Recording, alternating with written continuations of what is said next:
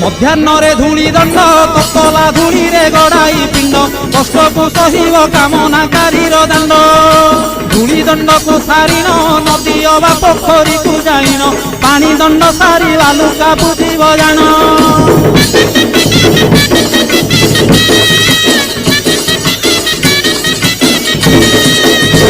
ଦାନ୍ତ କାଠି ନ ଘଷିବ ଆମ୍ବ ପତ୍ରେ ଦନ୍ତ ଶୁଦ୍ଧି କରିବ ଜଳ ଦଣ୍ଡ ପରେ ଅଗ୍ନିଦଣ୍ଡକୁ କରିବ। କହିଁ ପରେ ଜଳକିଆ କରିବ ନବାତ ଗୋରସଲିଆ କାକୁଡ଼ି ନଡ଼ିଆ ପୂଜା ଦ୍ରବ୍ୟ ହେବ ଯାହା।